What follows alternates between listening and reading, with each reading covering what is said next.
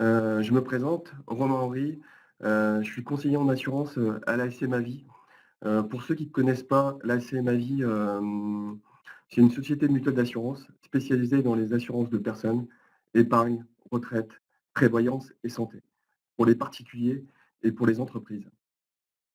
Je vous remercie, de votre présence, sur ce webinaire et le sujet dont on va parler aujourd'hui, sont les indemnités, que l'entreprise doit verser à un salarié en cas de départ. Alors pour commencer, heu, tout salarié, toute entreprise pardon, est tenue, de verser une indemnité légale ou conventionnelle à un salarié, heu, partant de l'entreprise suite à une indemnité de départ en retraite ou à un licenciement. Le montant de ces indemnités peut être une charge importante pour l'entreprise, d'autant plus si elle doit, faire face à plusieurs départs en même temps. Elle a des solutions à sa disposition, que l'on verra plus tard, qui lui permettront d'anticiper le financement de ses engagements futurs. On va commencer par les indemnités de départ à la retraite. Alors, tout employeur est tenu de verser à un salarié qui part à la retraite une indemnité de départ, indemnité de départ en retraite ou indemnité de fin de carrière. Ces indemnités de fin de carrière font partie intégrante du passif social. Quelques mots sur le passif social. Il recouvre l'ensemble des engagements euh, que l'entreprise a vis-à-vis de ses salariés. Euh, En fait, c'est une dette dont le paiement est différé sur une période plus ou moins longue. Chaque entreprise, aujourd'hui, a l'obligation de mentionner à l'annexe de son bilan l'évaluation de l'ensemble de ses engagements sociaux et notamment des indemnités de départ en retraite.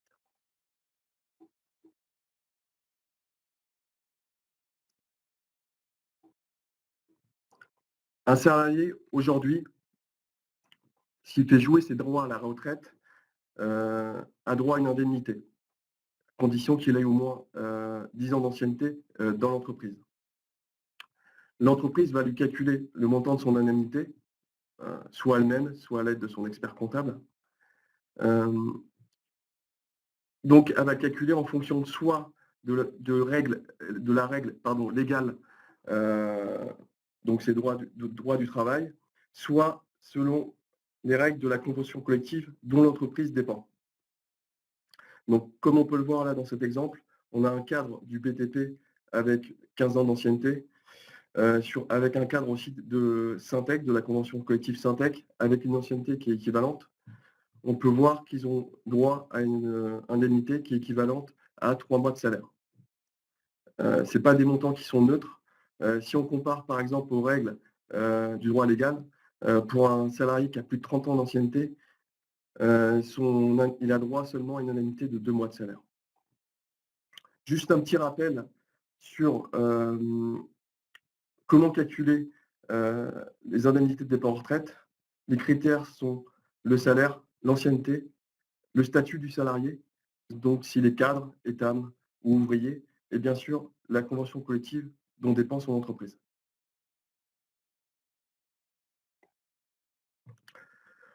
Le financement des indemnités de fin de carrière. L'entreprise peut très bien ne rien faire et payer au fil de l'eau en fonction des départs de ses salariés. Ce choix peut mettre, je dirais, en danger l'équilibre financier de l'entreprise, ou tout du moins peser sur sa trésorerie, car elle peut faire face à des départs importants, plusieurs départs sur une courte période, avec des montants d'indemnité qui peuvent être conséquents, en fonction de l'ancienneté de ses salariés et de leur rémunération. Pour éviter cela, l'entreprise a deux solutions. La première, c'est un provisionnement en interne. Alors ça consiste en quoi? C'est que l'entreprise elle-même va anticiper ses besoins futurs en provisionnant les montants d'indemnité dus pour chaque salarié. Alors l'inconvénient majeur de cette solution, c'est que les sommes qui sont allouées ne sont pas déductibles. Autre solution, c'est externaliser la gestion par un assureur, auprès d'un assureur. Cette solution a plusieurs avantages. La première, c'est que l'entreprise, heu, laisse à l'assureur le soin d'évaluer le montant de ses engagements sociaux, qui va permettre aussi à l'entreprise, d'avoir une certaine tranquillité et de mesurer aussi l'impact financier sur la durée. À partir de cette évaluation des engagements sociaux, l'assureur et l'entreprise vont définir ensemble un plan de financement qui sera revu de toute manière chaque année. À partir de ce plan de financement, l'entreprise peut verser comme elle le souhaite. Si elle souhaite mettre en place des versements programmés pour lisser dans le temps et éviter les à-coups de trésorerie, on mettra en place des versements trimestriels et annuels. Si l'entreprise est dans une autre stratégie et qu'elle souhaite faire un versement initial important, parce qu'elle a une trésorerie importante, un résultat qui est très bon, à ce moment-là, elle procédera à un versement initial et pourra faire des versements complémentaires, en fin d'année si elle a une clôture comptable au 31 décembre, pour diminuer sa fiscalité. Ce qui me permet de rebondir sur l'avantage qui me paraît, heu, l'un des plus importants de cette solution, c'est que les cotisations sont déductibles du résultat imposable et exonérées de charges sociales. Autre avantage, les cotisations versées sur le contrat sont placées sur des supports financiers qui génèrent des intérêts. Ces intérêts sont totalement défiscalisés. Donc plus le contrat génère d'intérêts, plus l'effort financier pour l'entreprise sera faible. Sur des contrats qui ont une durée assez longue, c'est pas négligeable. Autre avantage, c'est la valorisation de l'entreprise. En cas de cession, l'acheteur n'aura pas à provisionner, les engagements, futurs de l'entreprise concernant les indemnités de départ en retraite. Donc pour le vendeur, dans le cadre de la négociation sur le prix de vente, c'est un avantage qui est non négligeable. Alors le coût de financement d'une indemnité de fin de carrière, heu, ce slide vous permet de montrer l'intérêt, de la solution externe, donc l'externalisation des indemnités de fin de carrière auprès d'un assureur par rapport au provisionnement en interne. Sur un budget équivalent, on peut voir sur une période de 10 ans, l'épargne constituée est supérieure à 50 sur la solution externe. Donc c'est pas neutre pour une entreprise.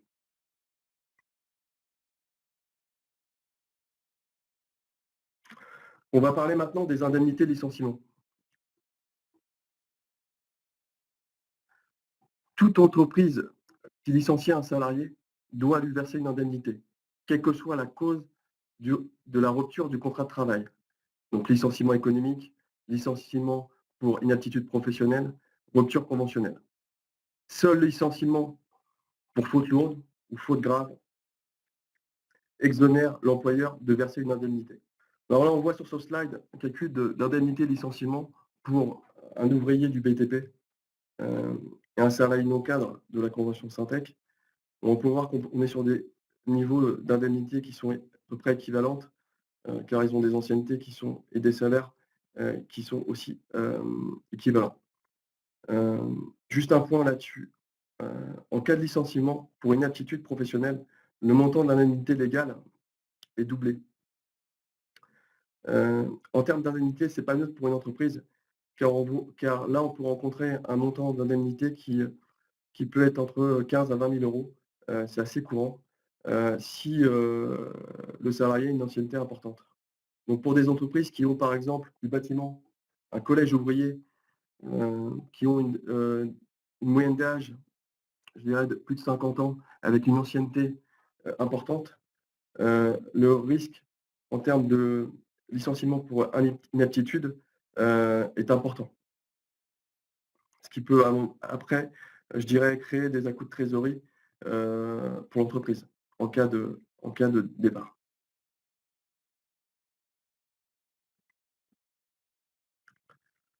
Le financement des indemnités, de licenciement. Comme on a pu le voir, le montant de ces indemnités peut être une charge financière importante pour l'entreprise. D'autant plus si l'entreprise doit faire face à plusieurs licenciements en même temps. Ça peut être le cas dans le cadre d'un licenciement, économique.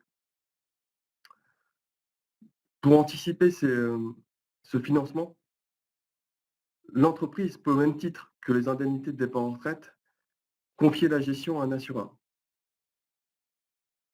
ce qui lui permettra d'avoir une certaine tranquillité financière par rapport à ce risque. Et le confier notamment à la SMA Vie,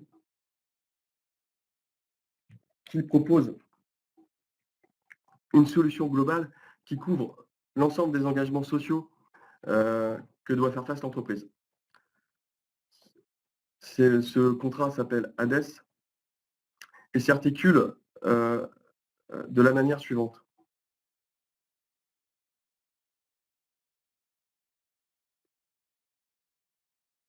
On va couvrir d'abord le licenciement. Le licenciement, c'est un risque pour l'entreprise qui est aléatoire. C'est difficile pour elle, d'anticiper. Donc la solution qu'on préconise, pardon, c'est une gestion par répartition. Le principe est le suivant: en contrepartie d'une cotisation d'assurance, heu, l'assureur va régler, l'ensemble des indemnités, légales ou conventionnelles, partielles ou totales, quel que soit le montant qui a été versé, au moment du quel que soit le montant des cotisations, pardon, qui a été versé, au moment du départ. C'est le principe de l'assurance.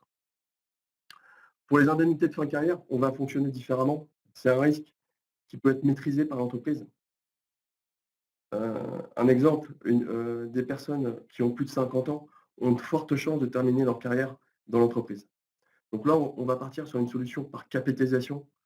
Donc on va créer un fonds de réserve avec les avantages qu'on a vus, tout à l'heure, exonération des cotisations, souplesse des versements, aussi valorisation d'entreprise.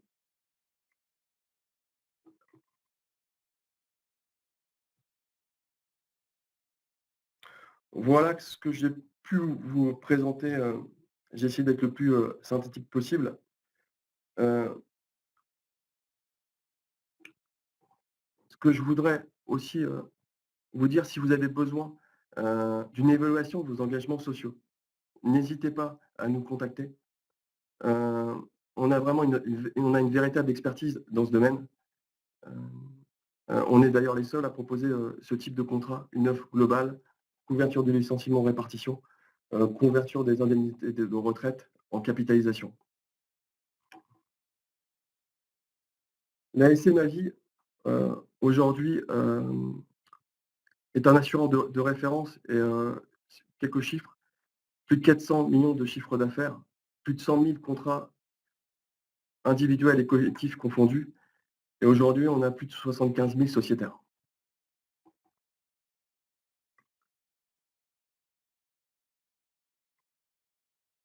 Vous avez aussi à votre disposition, heu des conseillers dans toute la France, hem, plus de 100 conseillers et 6 directions régionales, qui sont à même de vous répondre, sur ce sujet. Voilà, j'en ai terminé pour, mon intervention. Justement, on a du temps. Si vous avez des questions à me poser, je suis à votre disposition.